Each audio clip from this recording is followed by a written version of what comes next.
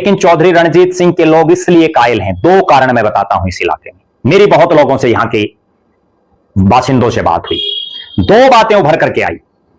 एक, इस इलाके के लोग चौधरी देवीलाल को आज भी याद करते हैं, जो उनका संघर्ष रहा, जिसमें चौधरी रणजीत सिंह का भी एक रोल रहा।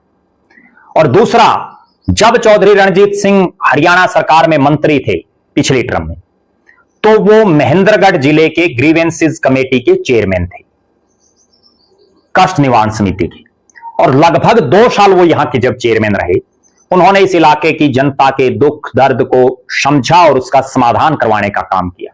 आज भी लोग कायल हैं उनके इस बात के, और इसीलिए आज वो कुछ नहीं है, उसके बावजूद उनको हजारों की तादाद में लोगों का सुनने के लिए आना अपने आप में यह दर्शाता है कि चौधरी रणजीत सिंह का राजनीतिक रूप से कद कितना बड़ा है।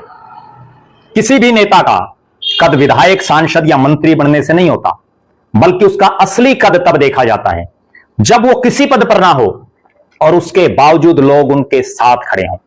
सत्ता पक्ष में मंत्री हो कोई आदमी, कोई नेता, उसके पास तो वैसे ही लाइन लग जाती है। विपक्ष की पार्टी का बड़ा नेता और ये उम्मीद हो कि ये भविष्य में आएगा, तो भी लोगों का कारवां जुट जाता है। लेकिन एक ऐसा शख्स जो फिलहाल कुछ नहीं है, उसके बावजूद जहां जाता है, जिस इलाके में जाता है, हरियाणा के एक छोर में यमुनानगर है, हरियाणा के एक छोर पर कुरुक्षेत्र है, हरियाणा के एक छोर पर नारनौल है, हरियाणा के एक छोर पर गुरुग्राम है, जहां भी वो जाता है वहीं हजारों लोग उनसे मिलने के लिए, उनके विचार सुनने के लिए पहुंचते हैं। और इस नारनौल के कार्यक्रम ने यह दर्शा दिया कि चौधरी रणजीत सिंह केवल एक इलाके विशेष के नेता नहीं हैं, बल्कि वो पूरे हरियाणा प्रदेश के नेता हैं। अभी इसी कड़ी में 10 अगस्त को उन्होंने अपने घरी जिले सिरसा में एक बड़ा कार्यकर्ताओं का सम्मेलन रखा है।